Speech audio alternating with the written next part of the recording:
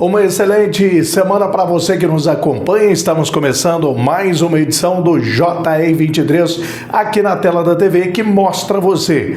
Uma semana um pouquinho diferente, né? Hoje é segunda, com cara de sexta, amanhã feriadão, mas tem muita gente trabalhando. E nós estamos aqui para levar a informação para você do resumo daquilo que aconteceu no final de semana na nossa região e também os principais destaques do Brasil e do mundo. Vamos conferir agora algumas das manchetes do programa de hoje. Durante a operação, 18 automóveis e 5 motocicletas foram abordados. Como resultado das fiscalizações, 2 carros e 2 motos foram recolhidos devido a irregularidades. Um homem morreu após ser atropelado na noite deste sábado no quilômetro 9 da rodovia João Traficante, entre Ibiraci e Franca. Uma briga entre primos terminou em tentativa de homicídio na madrugada de sábado, logo após a festa do Peão de Restinga, no interior de São Paulo. Carlos Henrique Souza, de 28 anos, foi baleado e está internado em estado grave na Santa Casa de Franca. O SESI Franca perdeu para o Boca Juniors, da Argentina, na noite deste sábado, 18, por 86-72, no ginásio do Obras Sanitárias, em Buenos Aires, na Argentina, terminando como vice-campeão da BCLA, Basketball Champions League Américas, de 2025-26. Esses são apenas alguns destaques. Claro que tem também o resumo completo do mundo esportivo no JR23. Professores como eu saem de férias, mas respeito e atenção não podem sair. Os perigos no trânsito seguem. Às vezes até aumentam. Pressa na estrada, carro sem revisão, álcool. E tem um montão de atropelamentos na cidade porque as pessoas não respeitam a faixa. Ou melhor, não respeitam o outro. Pare sempre antes da faixa. A obrigação de parar antes da faixa é do motorista, inclusive quando não há semáforo. Não se distraia com a paisagem. Jamais atravesse a rua olhando no celular ou escutando música. Pensa bem. Custa focar na tua vida pelo menos por alguns instantes? Também procure fazer contato visual com o motorista. Espere ele parar, claro. Férias são para aproveitar a vida. Leve a atenção e o respeito na bagagem. Detran, Governo do Estado de São Paulo.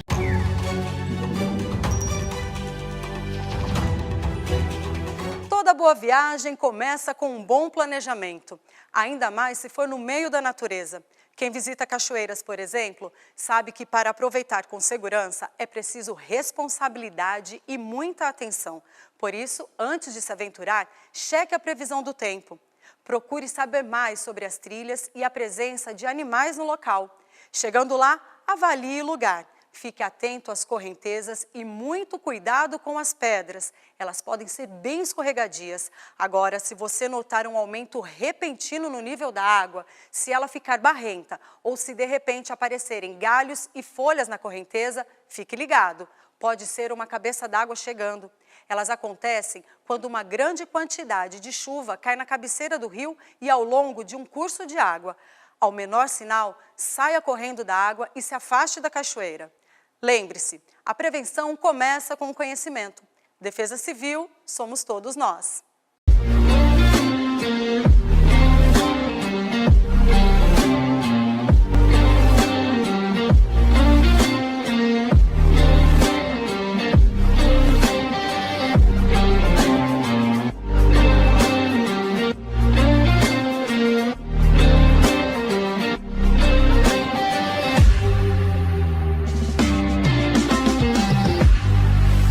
Uma nova opção, dinâmico e diversificado, uma multiplataforma em serviço da informação, notícias, entretenimento e variedade. O que você precisa saber para começar o dia, na velocidade do tempo, a informação que vai de encontro com seu interesse. www.portaldefranca. Uma excelente noite de segunda-feira para você que nos acompanha aqui no JR23. Estamos chegando com as informações na noite de hoje, né, dia 20 de abril, e você ligado aqui na tela da TV que mostra você. Amanhã feriadão, muita gente trabalhando normalmente, mas tem também aquelas pessoas que estão aproveitando aí esse feriado prolongado. A gente já começa trazendo aqui as informações do setor policial e infelizmente nós tivemos aí casos que chamam a atenção, com mortes e também um caso de tentativa de homicídio registrado no finalzão de semana. Veja só agora na reportagem. Uma briga entre primos terminou em tentativa de homicídio na madrugada de sábado, logo após a festa do Peão de Restinga, no interior de São Paulo. Carlos Henrique Souza, de 28 anos, foi baleado e está internado em estado grave na Santa Casa de Franca. Segundo informações apuradas, os dois homens, que são de Franca, participaram do evento e, pouco tempo depois dos shows terem terminado, começaram a discutir.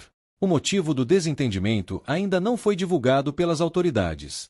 Testemunhas relataram que o suspeito deixou a festa e, pouco tempo depois, retornou até a entrada do recinto. No momento em que Carlos saiu para a área externa, o primo teria efetuado pelo menos 6 disparos contra a vítima, ainda na porta da festa sertaneja. Após os tiros, o autor fugiu e, até o momento, não foi localizado pela polícia. Amigos que acompanhavam Carlos prestaram socorro imediato. Eles colocaram o jovem em um carro de aplicativo e o levaram até um hospital de Restinga. Em seguida, devido à gravidade dos ferimentos, ele foi transferido para Santa Casa de Franca, onde permanece internado. Ainda de acordo com informações preliminares, os dois homens já possuem passagens pela polícia. A jovem Iris Cândida, de 24 anos, morreu na manhã deste domingo após não resistir às graves queimaduras sofridas durante um ataque em uma mercearia no distrito de Olhos d'Águas, zona rural de Delfinópolis, a 63 quilômetros de Franca. Ela estava internada desde o dia 11 de abril na ala de queimados da Santa Casa de São Sebastião do Paraíso. O crime foi registrado por câmeras de segurança do estabelecimento e chocou moradores da região.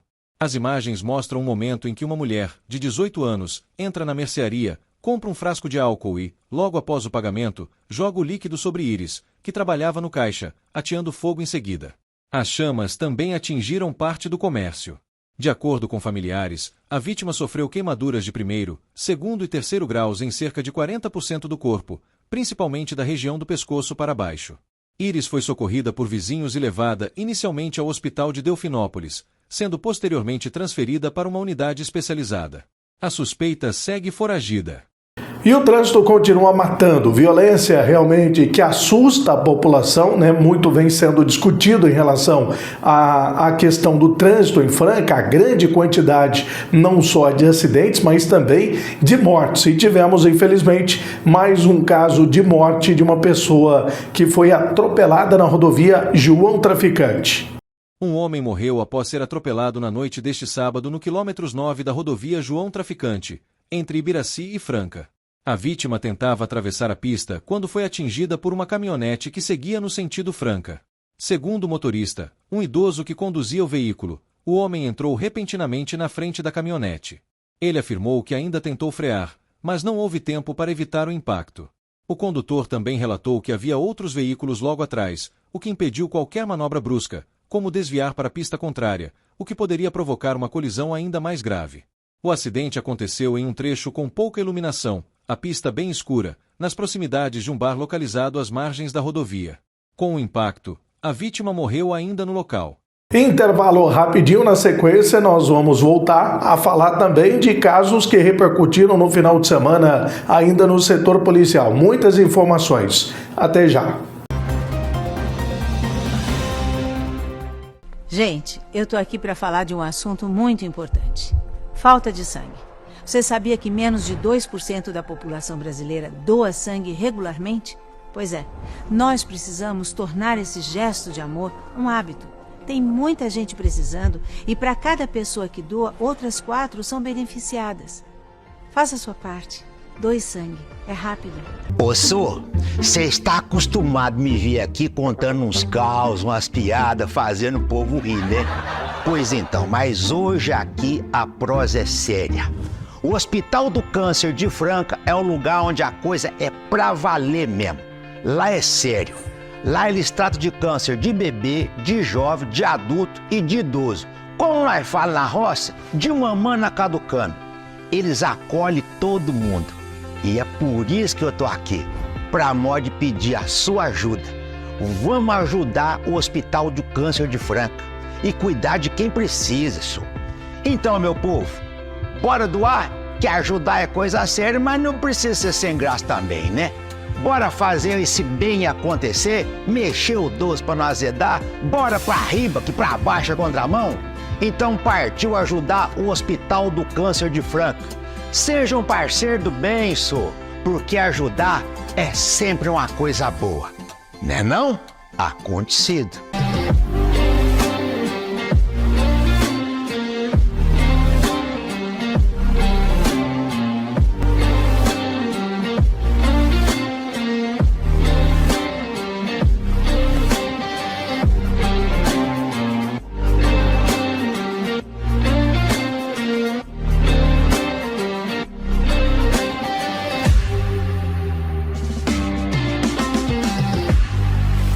Uma nova opção. Dinâmico e diversificado. Uma multiplataforma em serviço da informação, notícias, entretenimento e variedade. O que você precisa saber para começar o dia. Na velocidade do tempo. A informação que vai de encontro com seu interesse. www.portaldefranca. Já estamos de volta com o JR23, tivemos também mais casos ainda do setor policial, hoje trazendo aí o resumo, né? Amanhã, feriadão, dia 21 de abril, dia de Tiradentes, e é claro, você acompanhando aqui o JR23. Ainda do setor policial, nós tivemos o caso de um homem que acabou atrás das grades após aí efetuar disparos de arma de fogo. E mais um caso que também chama a atenção, infelizmente, né, a cidade e a região figura num triste ranking de violência doméstica. Um mecânico de 34 anos foi preso em flagrante por violência doméstica na rua Gabriela Garcia Cortez, Jardim Nossa Senhora das Graças, em Franca. A vítima, uma atendente de 33 anos, relatou à polícia militar que foi agredida e ameaçada de morte pelo companheiro, na noite deste domingo. Segundo informações do boletim de ocorrência, os policiais foram acionados via Copom e, ao chegarem ao endereço, o suspeito já havia deixado o local. A mulher informou que ele poderia estar nas proximidades de um posto de combustível, o que levou a equipe a realizar buscas na região. O homem foi localizado e abordado no estabelecimento indicado. Durante a ação, ele confessou ter agredido e ameaçado a mulher. Ainda de acordo com os policiais, o suspeito afirmou ser usuário de cocaína, possuir dívidas e disse suspeitar de uma possível traição por parte da vítima. Na revista pessoal, nenhum objeto ilícito foi encontrado. No entanto, devido ao estado de exaltação e ao risco de fuga, foi necessário o uso de algemas para garantir a segurança da equipe. O homem foi encaminhado à delegacia, onde a autoridade policial determinou a prisão em flagrante pelos crimes de ameaça e vias de fato, no contexto de violência doméstica, conforme a Lei Maria da Penha. A vítima foi ouvida e o caso segue sob investigação. A Polícia Militar prendeu um homem por disparos de arma de fogo na zona rural de Aramina, cidade a quilômetros de Franca. Os policiais ouviram os tiros, seguiram em direção ao barulho e localizaram o suspeito, que acabou detido após abordagem e breve entrevista. De acordo com a corporação, ao chegarem ao local, os agentes identificaram o indivíduo e, durante a abordagem, localizaram a arma utilizada nos disparos, que era irregular. Diante da situação, foi dada a voz de prisão no local. O suspeito foi encaminhado à CPJ, Central de Polícia Judiciária, de Ituverava, onde permaneceu preso à disposição da Justiça. As forças de segurança também agiram na região e teve uma operação Direção Segura realizada na vizinha cidade de Ituverava. Os resultados foram divulgados. Durante a operação, 18 automóveis e 5 motocicletas foram abordados. Como resultado das fiscalizações, 2 carros e 2 motos foram recolhidos devido a irregularidades. Ao todo, foram realizados 678 testes passivos de alcoolemia, ampliando o controle sobre a condução sob efeito de álcool. A ação resultou em 61 autuações por diferentes infrações de trânsito. Entre os principais registros estão 2 casos de embriaguez ao volante, conforme o artigo 165 do Código de Trânsito Brasileiro, e 17 autuações por recusa ao teste do bafômetro, prevista no artigo 165-A. Além disso, os policiais identificaram diversas outras irregularidades, como falta do uso do cinto de segurança, problemas no sistema de iluminação dos veículos, licenciamento vencido, uso de celular ao volante e condução sem habilitação. Também foram constatados casos de veículos com características alteradas, placas ilegíveis ou em desacordo com a legislação, má conservação e transporte de crianças sem os dispositivos de segurança obrigatórios. Segundo a Polícia Militar, operações como essa têm caráter preventivo e educativo. A intenção é reduzir o número de acidentes e preservar vidas, além de conscientizar motoristas sobre a importância do respeito às leis de trânsito. A corporação destacou ainda que ações semelhantes devem continuar sendo realizadas em Ituverava e em toda a região, como forma de intensificar a fiscalização e promover maior segurança nas vias públicas. Mais um intervalo e a seguir as informações do mundo da bola para você que acompanha o JE 23.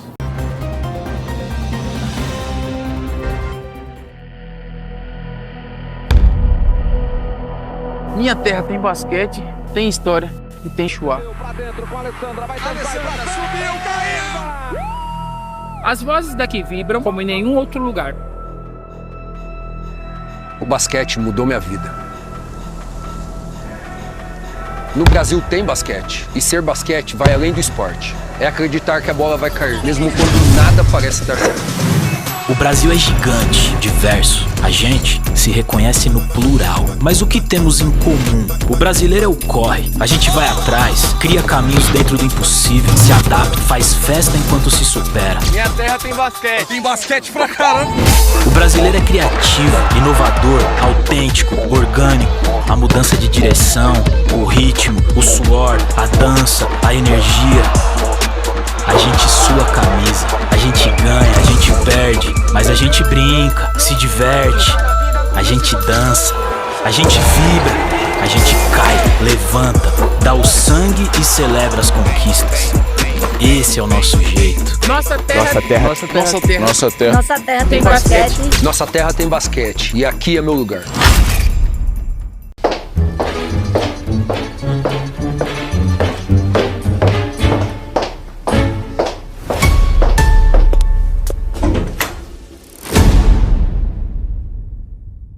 André, é o seguinte, você abre a transmissão, fala teu texto, aí você já chama os repórteres de campo que eles vão te passar a escalação dos times, beleza? Beleza. Gente, tem como me dar só um pouquinho mais de retorno? Só um pouquinho. O que é isso aqui? Novo Paulistão. Aí sim, hein? Hã? Não tem mais grupos? Os times se enfrentam todos dentro de cada pote, mas só enfrentam alguns times dos outros potes. Já sei. Fala, Kleber, tudo bem? Fala aí, André. Entendeu tudo, amigo? Ah, entendeu? Eu entendi. Tem uma dúvida ou outra, sim, mas acho que o Luizinho pode ajudar a tirar essas dúvidas aí. Não pode, Luizinho? O que eu sei é o seguinte, que a gente vai ter todos os clássicos. Agora o resto... Rapaziada, eu acho que a gente vai precisar de um especialista. Já sei quem vai explicar pra gente.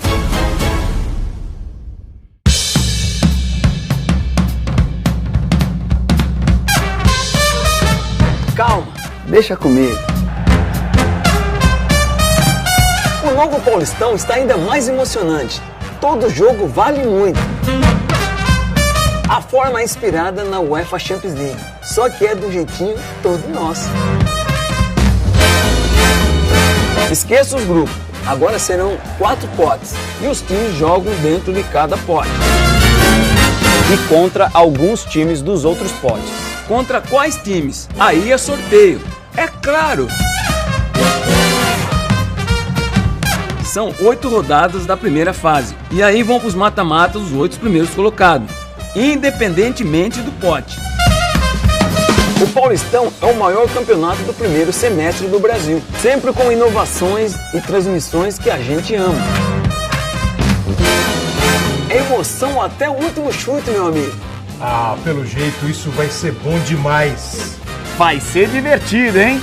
Vai ser brabo. Sensacional, cara. Pô, sensacional, espetacular. É Paulistão, né? Inventando, inovando e acertando. Entendeu? Calma, confia. Afinal, só o Paulistão é Paulistão. Ai, ai, ai, ui, ui, ui. Abre o olho, vem com a gente.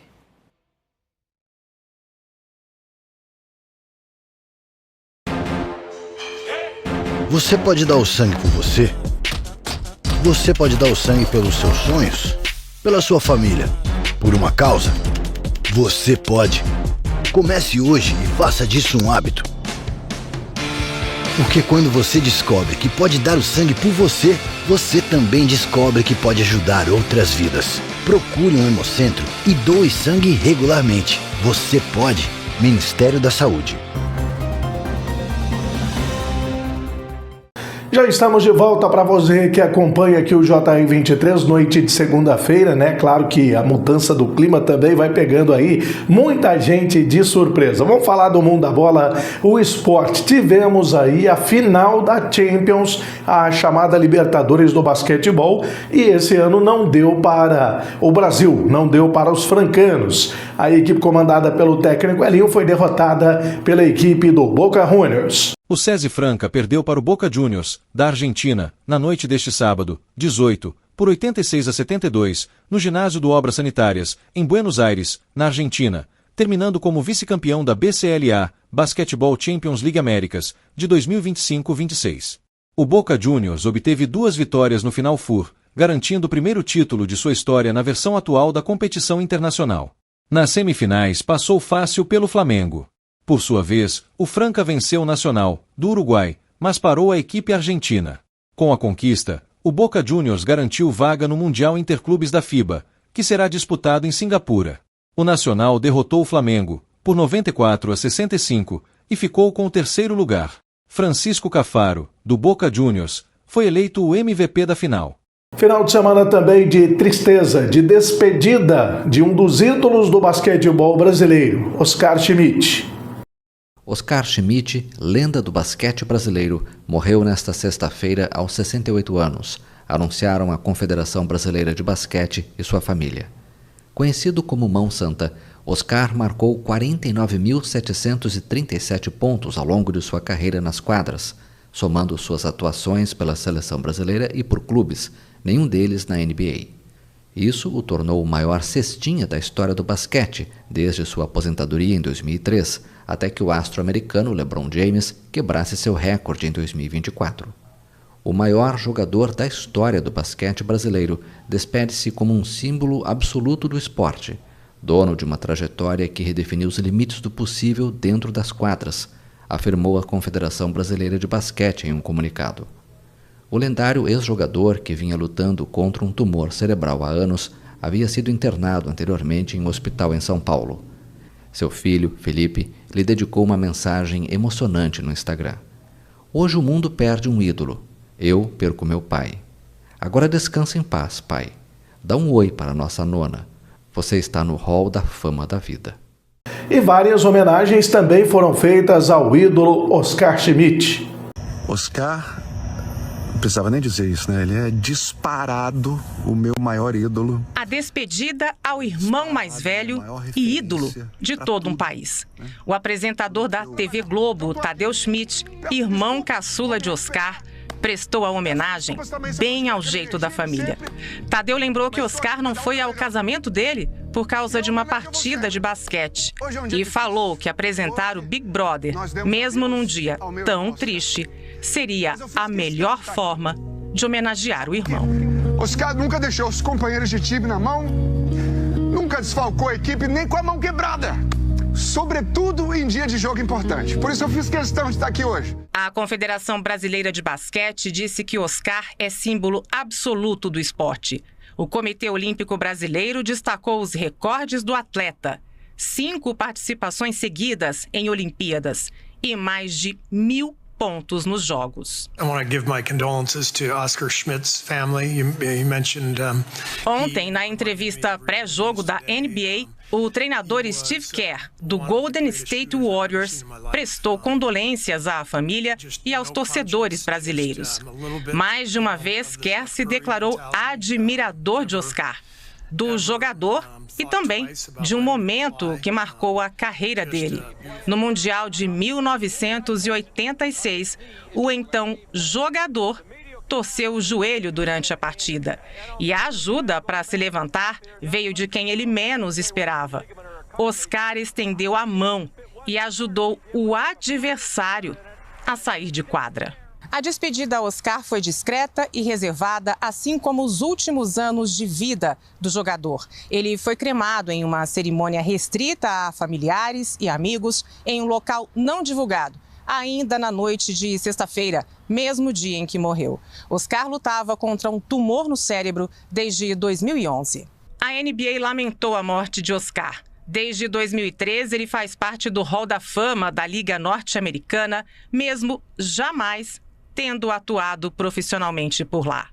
Até 1992, os atletas da NBA eram impedidos de jogar em Olimpíadas. Em 1984, mesmo aprovado na peneira de uma equipe norte-americana, Oscar escolheu a seleção brasileira.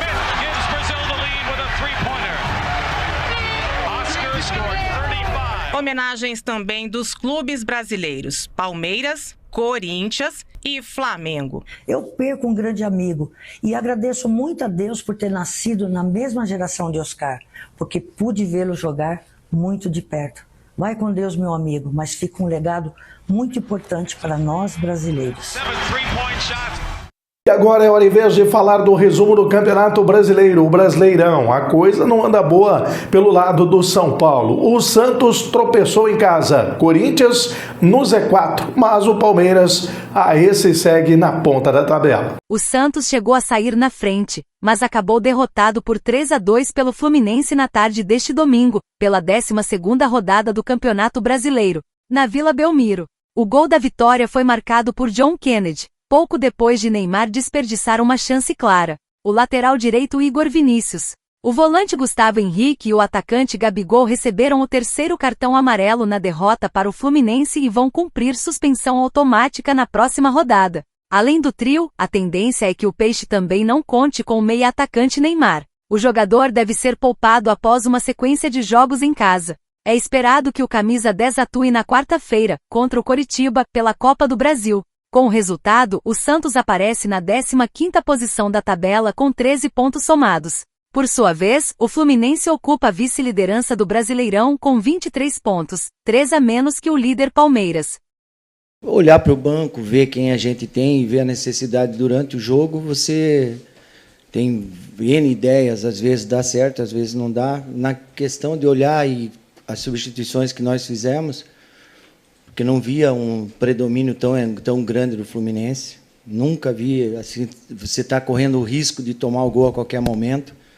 Então, a gente era o controle do jogo, principalmente no segundo tempo, e achava, a gente vendo o jogo, eu, César Sampaio, ali o Eudes, que a gente poderia chegar ao 3º gol. Como chegou ao 2º, mas sofremos logo em seguida o empate. Então, foi mais em cima disso, mas te garanto que se entrasse o Robinho Júnior, o Frias, quem quer que fosse, dependendo da circunstância e a necessidade, a gente colocaria.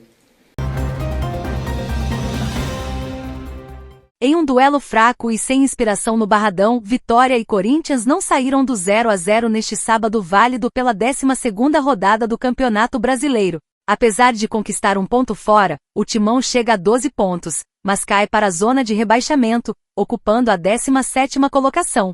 Já o time da casa chegou a 15 pontos e subiu para a 10ª posição. As duas equipes entram em campo no meio de semana pela rodada de ida da 5ª fase da Copa do Brasil.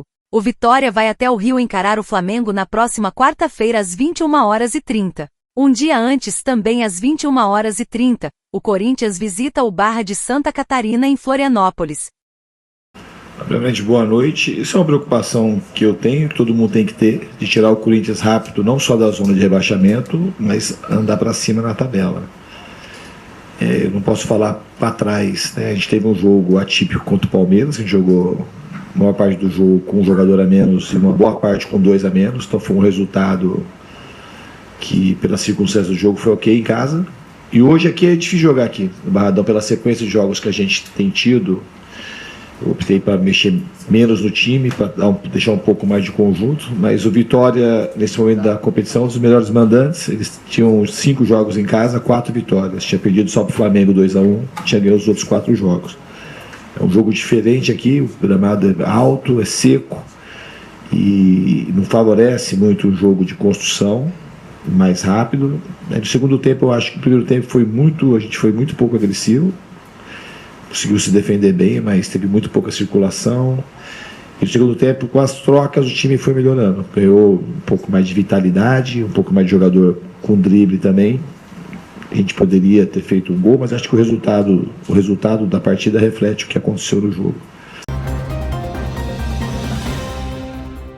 Com a derrota do São Paulo por 2-1 para o Vasco neste final de semana, o clima no vestiário foi de frustração e autocrítica. Um dos mais abatidos após a partida foi o atacante Jonathan Calleri, que deixou o campo irritado e fez questão de assumir a responsabilidade pelo resultado. Pedindo desculpas ao torcedor tricolor, Calleri teve participação direta no gol do São Paulo, ao iniciar a jogada que terminou na finalização de Luciano. Apesar disso, o atacante reconheceu que a equipe não conseguiu manter o ritmo após o intervalo. Ele próprio desperdiçou uma oportunidade clara em lance com Luca, que poderia ter ampliado o placar e encaminhado um resultado positivo. Depois de um primeiro tempo mais organizado, o São Paulo caiu de rendimento na etapa final, passou a sofrer mais pressão e acabou cedendo a virada. Internamente, a avaliação foi de que o time deixou escapar pontos importantes por falhas próprias, algo reforçado pelo discurso de Calleri ao assumir a responsabilidade pela derrota.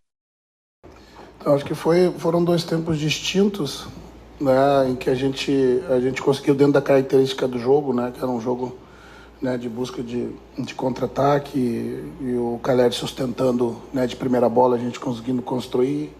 Conseguimos o nosso gol e tivemos aí pelo menos mais uma oportunidade de sair vencedor no segundo tempo com 2-0.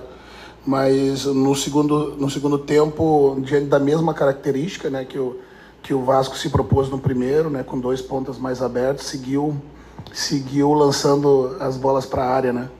E no segundo tempo, em função da gente defender um pouco mais baixo, a gente não conseguiu conectar esses contra-ataques que levasse o Vasco para dentro do seu campo novamente, né? E os 2 gols tiveram, embora, né, foram diferentes, mas tiveram a mesma origem, né? Os cruzamentos, uma penalidade, né? E depois um bate-rebate também, mas dos cruzamentos laterais ali, né, que houveram, e nós conseguimos, né, rechaçar no primeiro momento, mas houve um rebote, né? Não foi por iniciativa, né, que a gente, né, desceu mais no campo, mas foi em função do Vasco ter nos empurrado e a gente não ter conseguido encaixar bons contra-ataques, né? As substituições, né, foram nessa direção, né? Foi, né, com o Tapia ter um jogo mais físico também, né? E um segundo atacante que sabe buscar profundidades, né? Mas não foi possível, né? Uma derrota que a gente lamenta muito.